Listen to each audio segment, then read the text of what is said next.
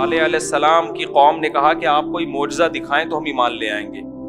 حضرت صالح علیہ السلام نے کہا کہ دیکھو اللہ کی عادت یہ ہے کہ جب کوئی بڑی نشانی دکھاتا ہے پھر مہلت نہیں دیتا. وہ قوم کی کھوپڑی میں بات آئی نہیں. پھر صالح علیہ السلام نے کہا کیا نشانی؟ انہوں نے کہا اس پہاڑ سے اونٹنی نکالیں. کتنی بےہودہ بات ہے یا نہیں ہے؟ کتنا بےہودہ مطالبہ ہے کہ پہاڑ سے کیا نکالیں؟ اونٹنی. صالح علیہ السلام نے پہاڑ کی طرف اشارہ کیا, اس سے اونٹنی نمودار ہو گئی. اب یہ بہت بڑا معجزہ تھا. دیکھو جادو اور شعبدے وہ ان میں قرار نہیں ہوتا. جادو کے لیے ایک الگ ماحول چاہیے. آپ یہ جو میجک شو دکھاتے ہیں نا, کبوتر نکال رہے ہیں اور یہ کر رہے ہیں, یہ ایک پہلے ماحول بناتے ہیں.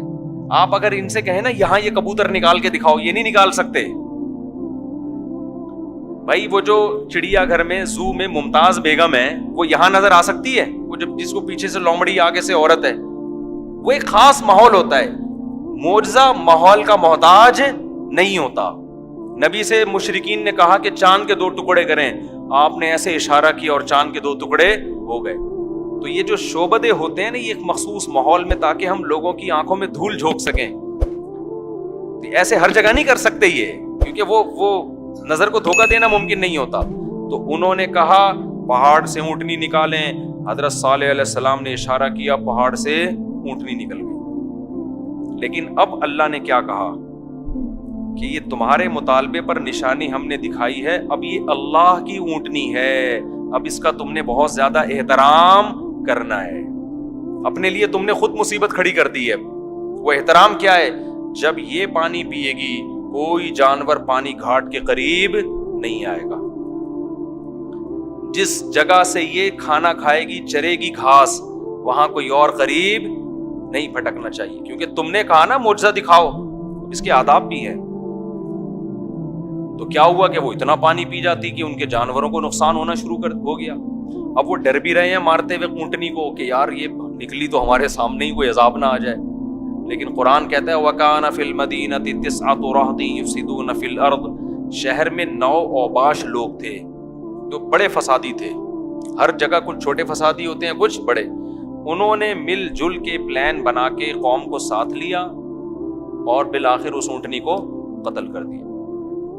تو اللہ نے حضرت صالح علیہ السلام سے کہا کہ اب اس قوم پر اللہ کا عذاب آئے گا. آپ جو لوگ آپ کے ساتھ ایمان لائے ہیں ان کو لے کے بستی سے نکل جائیں. یہی ہوا کہ اللہ تعالیٰ نے قوم سمود کو, وَأَمَّا ثَمُودُ فَأُهْلِكُوا بِالطَّاغِيَةِ, بہت طاقتور تھے نا, ایک زوردار آواز کے ذریعے ان کے کلیجے پھٹ گئے, پوری قوم برباد ہو گئی, تباہ. اور ان کے کھنڈرات آج بھی موجود ہیں. زلزلہ بھی آیا اور زوردار آواز بھی آئی. تو اس سے ہمیں یہ سبق ملتا ہے کہ دیکھو جب تک غیب پہ معاملہ رکھا ہے نا اللہ نے, تو اللہ مہلت بھی دیتا ہے. جب غیب پہ معاملہ ہے تو اللہ کیا کرتا ہے؟ مہلت بھی, کہ آج نہیں کل ایمان لے آؤ, آج نہیں کل ایمان لے آؤ, آج نہیں کل. لیکن جب اللہ بڑی نشانی دکھا دیتا ہے نا, تو پھر اللہ کے ہاں مہلت کا دروازہ بھی بند ہو جاتا ہے. عیدوں کے خون کی خوشبو سونگی ہے نا, میں بہت ڈر گیا تھا. آپ کہنے بڑا خوش ہو گیا, وہ ڈر گیا کہ اتنی بڑی نشانی اللہ ہمیں دکھا رہا ہے. بھائی کوئی مرنے کے بعد اس میں سے کبھی زندگی میں نہیں دیکھا ہوگا خوشبو آتی ہو, لیکن شہید کے خون سے کیا, ایک نہیں ہم نے بہت سے شہداء میں دیکھا ہے کہ شہید ہوئے اور خون میں کیا آ رہی ہے؟ خوشبو. یہاں مفتی عتیق الرحمان شہید ہوئے تھے نا, بڑے عالم تھے, درس قرآن دیتے تھے, دہشت گردوں نے ان کو شہید کر دیا. 6 مہینے بعد بھی جب قبر کھولی ہے نا تو اس میں سے خوشبو آ رہی تھی. ان کا بیٹا میرا شاگرد ہے, وہ میں نے خود نہیں سونگی, ان کے بیٹے نے مجھے بتایا. بیٹا میرا شاگرد ہے, میں اس کو جانتا ہوں. 6 مہینے بعد وہ پانی آ گیا تھا, تو کہہ رہے میت بھی سلامت اور اس میں سے خوشبو. تو چونکہ میں نے تو شہداء کے خون کی خوشبو سونگی ہوئی ہے, تو یہ بڑی بڑی نشانی انسان دیکھتا ہے تو ہم تو لرز جاتے ہیں کہ اب اللہ نے دکھا دیا ہے نا گویا تو اپنی آنکھوں سے, اب کیسے اللہ کی آیتوں کو جھٹلاؤ گے؟ تو اس لیے ایک عالم نے بڑی پیاری بات کہی. انہوں نے کہا کہ دیکھو بنی اسرائیل نے بچڑے کی عبادت کی تھی, ان کو جب جرم کا احساس ہوا تو انہوں نے توبہ کی. اللہ نے کہا توبہ ایسے قبول نہیں کروں گا, بلکہ جنہوں نے عبادت کی ہے وہ اپنے آپ کو قتل کے لیے پیش کریں، جنہوں نے عبادت نہیں کی وہ عبادت کرنے والوں کو قتل کرتے ہیں۔ تو جو قتل ہونے کے لیے تیار ہو جائے، گردن اڑوا دے گا، وہ بخشا جائے گا۔ بات آ رہی ہے سمجھ میں؟ نہیں آ رہی میرا خیال۔ تو اب یعنی خالی پیلی کی توبہ نہیں قبول کروں گا میں، جبکہ اس امت کے بارے میں کیا ہے کہ جب بھی کوئی گناہ ہو، بھلے شرک ہو جائے، آپ تنہائی میں جا کے 2 آنسو بہائیں، آنسو نہیں بھی آ رہے تو رونے کی صورت بنا دیں، اللہ سے معافی مانگ لیں کہ اللہ معاف کر دے، اللہ کیا کر دے گا؟ معاف۔ اللہ یہ نہیں کہے گا کہ نہیں یہ سزا ہے۔ کچھ گناہ میں تو کفارے ہیں، وہ تو کفارے کے طور پر ہیں، وہ توبہ کے طور پہ نہیں ہے۔ لیکن توبہ قبول کرنے کے لیے اللہ آپ سے کوئی سزا کا مطالبہ نہیں کرتا کہ یہ سزا اپنے آپ کو دو۔ فرق کیا ہے؟ بنی اسرائیل جو تھے حضرت موسیٰ سے ہر بات پہ دلیل کا مطالبہ کرتے تھے، کہتے تھے یہ تورات جو آپ کو کوہ طور پہ ملی ہے نا، ہماری طرف سے 70 بندے جا کے اپنی آنکھوں سے دیکھیں گے پھر مانیں گے، ہم دلیل ہونی چاہیے ہمارے پاس۔ پھر کہنے لگے ہم اللہ کو اپنی آنکھوں سے دیکھیں گے۔ ہر بات پہ کیا کر رہے ہیں؟ بےہودہ مطالبے۔ جبکہ اس امت نے نبی صلی اللہ علیہ وسلم کے معجزوں کو دیکھے بغیر ایمان لائے، اور صحابہ نے اس طرح کے بےہودہ مطالبے نہیں کیے۔ تو ان عالم نے بڑی علمی نکتے کی بات کی کہ اللہ نے گویا بنی اسرائیل سے بزبان حال یوں کہا کہ تم نے توبہ دل سے کی ہے یا ظاہر یا اوپر سے، میں تمہارے دعوے کو نہیں مانوں گا جب تک تم دلیل نہیں دو گے۔ دلیل یہ کہ قربانی کے لیے پیش ہو جاؤ۔ اور اس امت سے اللہ کہتا ہے کہ تم 2 آنسو بہا کے کہہ دو کہ اللہ معاف کر دے، میں تم سے دلیل کا مطالبہ بولو نہیں کروں گا، بس زبان پہ اعتماد کروں گا تمہاری۔ اس کے لیے میں تم سے کوئی عمل نہیں مانگوں گا کہ تم اس دعوے میں سچے بھی ہو یا نہیں ہے، بس اللہ سے ایگریمنٹ کر لو، اے اللہ جو ہو گیا معاف کر دے، آئندہ میں تجھ سے توبہ کرتا ہوں، میں یہ گناہ نہیں کروں گا۔ اللہ کا وعدہ ہے اللہ گناہ کو معاف کر دے گا۔ تو جو جیسا ہوتا ہے نا اس کے ساتھ سلوک بھی کیسا ہوتا ہے ویسے ہی۔ وہ ہر بات پہ موسیٰ علیہ السلام سے بےہودہ مطالبے کہ یہ پہلے یہ دکھاؤ، آسمان سے وہ اتارو من و سلوا، ٹھیک ہے نا، من و سلوا اترے آسمان سے، ہر جگہ وہ مسئلے کرتے تھے۔ تو اللہ نے کہا تمہاری توبہ بھی اب جرم ہوا ہے تو اس کی سزا ملے گی، پھر معاف کروں گا۔ یہ بھی اللہ کی رحمت ہے کہ معاف کر دیا اللہ نے، ورنہ اللہ نہ معاف کرتا۔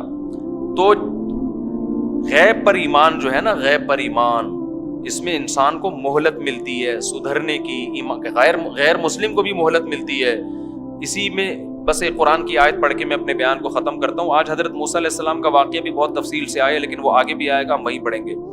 قرآن مجید میں اللہ نے کیا فرمایا جو ہم نے کل پڑھا ہے، اس میں یہ آیت رہ گئی تھی کہ هل ينظرون الا ان تأتيهم الملائكة او يأتي ربك او يأتي بعض آیات ربك۔ خوب سمجھ لیں یہ آیت، بس یہ آخری آیت ہے۔ اللہ تمام انسانوں سے، چاہے وہ مسلمان ہو یا غیر مسلم، اسلام کے برحق ہونے کے دلائل دیتے ہیں۔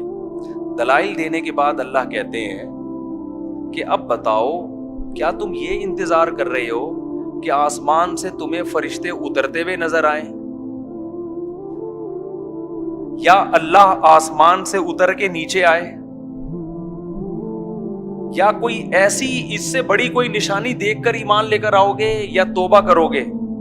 یعنی اب تو یہی رہ گیا ہے، یہی ہے نا کہ اتنی بڑی کوئی چیز تمہیں نظر آ جائے جس سے تمہارے پاس پھر نو کا آپشن ختم ہو جائے۔ اب یہی رہ گیا کہ اللہ آسمان سے اتر کے آئے اور بولے میں اللہ ہوں۔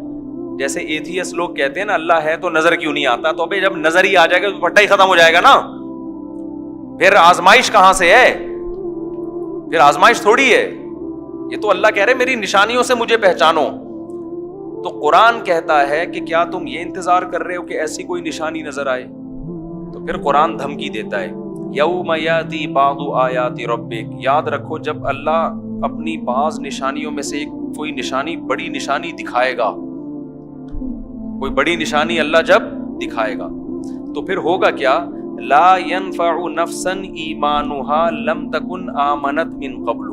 اس نشانی کو دیکھنے کے بعد اگر کوئی غیر مسلم ایمان لائے گا اللہ اس کے ایمان کو قبول نہیں کرے گا۔ آئی بات سمجھ میں؟ او کسبت فی ایمانہا خیرا، اور اگر کسی مسلمان نے اس نشانی کو دیکھنے کے بعد گناہوں سے توبہ کر لی تو اللہ اس کی توبہ بھی قبول نہیں کرے گا. یہاں تک آیت سمجھ میں آئی ہے کہ تم یہ کہتے ہو نا، اتنے اللہ نے دلائل دے دیے، تمہیں جانوروں کے دودھ کی مثالیں دے دی، تمہیں اللہ نے نباتات کی مثالیں دے دی، کیسے انار کو دیکھو کیسے پکتا ہے، پھلوں کو دیکھو کیسے پکتے ہیں، ذات الاکمام کیسے خوشوں میں جڑے ہوتے ہیں، یہ سب آٹومیٹک نہیں ہو سکتا. کچھ دن پہلے ہم مور دیکھ کر آئے، وہ پروں کو پھیلا کے کھڑا ہوا تھا، اتنے خوبصورت پر اس کے، اتنی خوبصورت ڈیزائننگ، ایسا لگتا ہے گھنٹوں گھنٹوں بیٹھ کر کسی نے پینٹنگ کی ہے. یہ بہت بڑی نشانی ہے خدا کے وجود کی، اور آپ کہو یہ ایوالو ہوا ہے بھائی، یہ رنگ کے ڈبے اس میں ایوولوشن کا نتیجہ ہے. آج تک کسی عمارت میں ایسے رنگ کے ڈبے کیوں نہیں ہوئے؟ جانور نے اپنے آپ کو اتنا خوبصورت بنا لیا، اتنی خوبصورت ساڑی جیسی اس کی دم، اور وہی کیوں تو ایسے پروں کو پھیلا کے کھڑا ہوتا ہے؟ کوا کیوں نہیں کرتا یہ عمل؟ مور کو یہ احساس ہے کہ میرے اندر خدا نے حسن رکھا ہے، لہذا وہ اپنے پروں کی نمائش کرتا ہے. کوا یہ کام نہیں کرتا. یہ جانور کے اتنی سی کھوپڑی میں اتنی ذہانت ڈالی کس نے ہے؟ سرخاب کے پروں کو دیکھ لو، کتنے خوبصورت یار، کیا کلر ہوتا ہے. طوطوں کو دیکھ لو، مچھلیوں کے کلر دیکھو، آپ پھولوں کے کلر دیکھ لو، خوشبو دیکھ لو.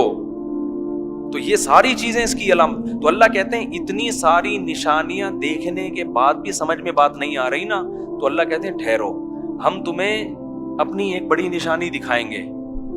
لیکن جب وہ نشانی تم دیکھو گے نا، تو جو غیر مسلم ہوگا اس کا اسلام لانا قبول نہیں ہوگا، اور جو مسلمان جس نے اب تک گناہوں سے توبہ نہیں کی، وہ نشانی دیکھنے کے بعد توبہ کرے گا، اس کی توبہ قبول نہیں ہوگی. وہ نشانی ہے کون سی؟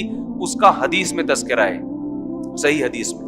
وہ حدیث میں یہ ہے، رسول اللہ صلی اللہ علیہ وسلم نے فرمایا، قرب قیامت میں ایک دن ایسا آئے گا کہ لوگ انتظار کریں گے کہ سورج کے طلوع ہونے کا ٹائم ہو گیا ہے، مگر سورج مارکیٹ سے، یہ میں اپنے الفاظ میں بیان کر رہا ہوں، سورج مارکیٹ سے کیا ہے؟ صدیوں سے ہوتا آ رہا ہے نا بھائی، کراچی میں اتنے بجے اور فلاں جگہ اتنے بجے، لیکن سورج نہیں طلوع ہوگا. یہاں تک کہ لوگ پریشان ہو جائیں گے کہ سورج گیا کہاں، اندھیرا ہی اندھیرا. 3 دن 3 راتوں کے برابر لمبی رات ہو جائے گی. پھر آپ صلی اللہ علیہ وسلم نے فرمایا، سورج کہاں سے طلوع ہوگا؟ مغرب سے. یہ جو ملحد لوگ ہیں نا، جنہوں نے سائنس کو باپ بنایا ہوا ہے، ہر چیز میں کیا کہتے ہیں؟ یہ سائنٹیفک کوئی ثبوت نہیں ہے قبر کے عذاب، سائنٹیفک ثبوت نہیں ہے جنت کا. بھائی سائنس اس مادی دنیا کی چیزیں جانتی ہیں، اسلام کی کوئی بات سائنس کے اگینسٹ نہیں ہے.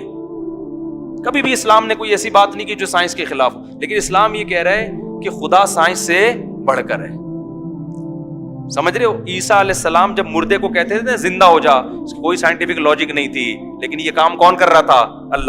اللہ نے عیسیٰ کو بغیر باپ کے پیدا کیا، کوئی سائنٹیفک لاجک نہیں ہے، لیکن اللہ کہتے ہیں سائنس بنانے والا بھی میں ہوں، ان اسباب کے تانے بانے میں تمہیں پرونے والا بھی میں ہوں، تو میں اس کا محتاج نہیں ہوں. سمجھتے ہیں؟ میں تھوڑی محتاج ہوں ان چیزوں کا. ایک ملک کا بادشاہ ہو، وہ آپ کو کہے کہ بھائی جس کو پیسے چاہیے لائن میں کھڑا ہو، اور لائن میں کھڑے ہو کر اس کو راشن ملے گا، اور یہ کارڈ بنوائے. تو ایک دن بادشاہ نے فون کیا، آ جاؤ میں تمہیں بوری ویسے ہی پکڑا رہا ہوں. آپ کرو سر، آپ نے تو اس جو ملک کا سسٹم بنایا ہوا ہے، یہ سسٹم میں تو یہ ہے کہ جو لائن میں لگے گا، راشن کارڈ بنوائے گا، 1 گھنٹے بعد نمبر آئے گا، اس کو ملے گا. تو کہے گا بھائی میں سسٹم کا محتاج نہیں ہوں، یہ سسٹم میں نے بنایا ہے، میں تو لائن سے کسی کو ہٹا کے بھی بوری پکڑا سکتا ہوں، تو مجھے سکھا رہا ہے. تو سائنس کے جتنے اصول ہیں بنانے والا کون ہے؟ اللہ ہے.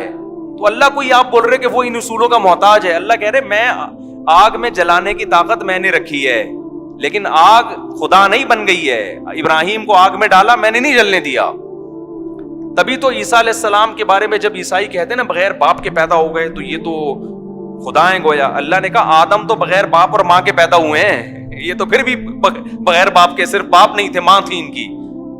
تو جو خدا آدم کو بغیر باپ اور ماں کے پیدا کر سکتا ہے، وہ کسی سبب کا محتاج نہیں ہے. تبھی تو سائنس کو دھوکا ہوا ہے, وہ پریشان ہے کہ انسان پیدا کیسے ہو گیا. تبھی تو پھینکتے رہتے ہیں کہ بندر سے بنا ہے, بن مانس سے بنا ہے. پھر 20 قسم کے اشکالات ہوتے ہیں. بن مانس سے بنتے ہوئے درمیان والا کہاں گیا؟ ایک دم بن مانس سے بن کے انسان وسیم بھائی بن گئے. ابے اگر ایوالو ہوا ہے یہ, تو بن مانس کی اگلی نسل کہاں گئی؟ اس کے بعد بھی ایک نسل آئی ہوگی, اس کے بعد بھی ایک نسل آئی ہوگی, آہستہ آہستہ ایوالو ہوتا ہے نا.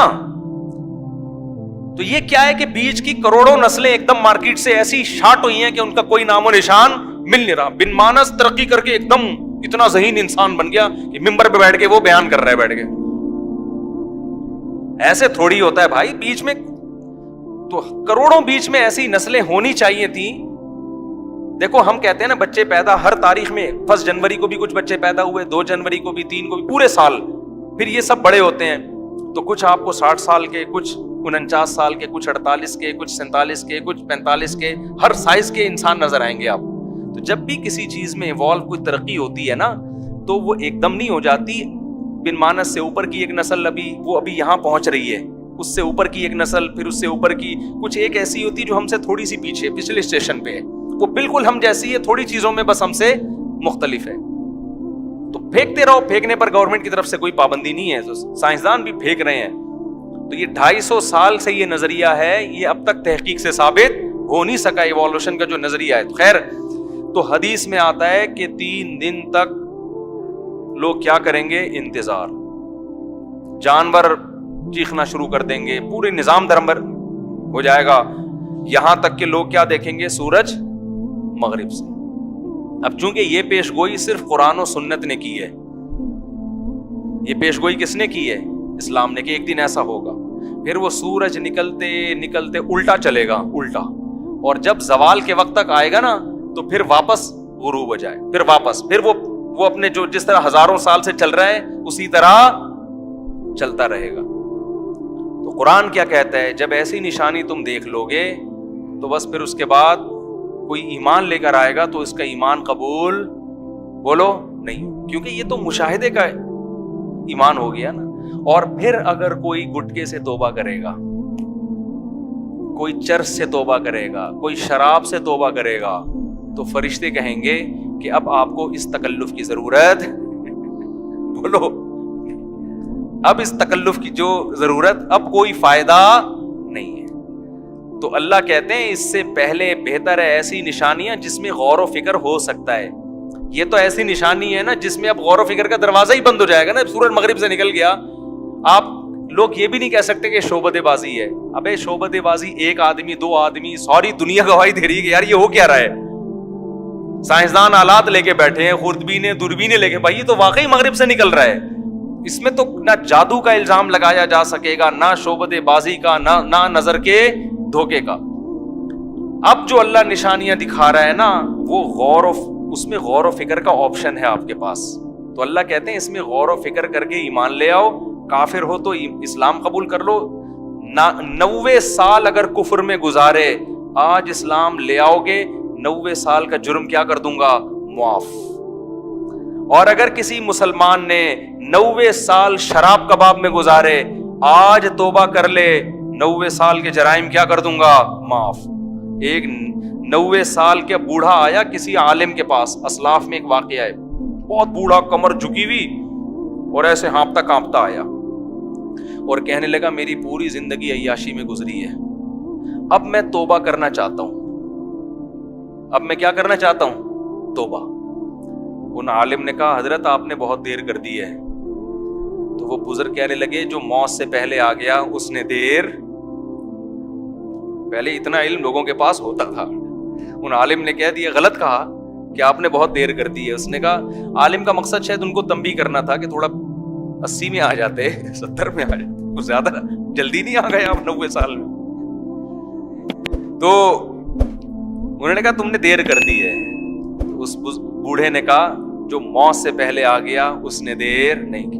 ہاں دیر اس نے کی ہے جو موت جب اپنی آنکھوں سے دیکھ لی اس نے دیر کر دی. تو اس لیے بھائی اللہ ہمیں بھی توفیق دے, آپ کو بھی.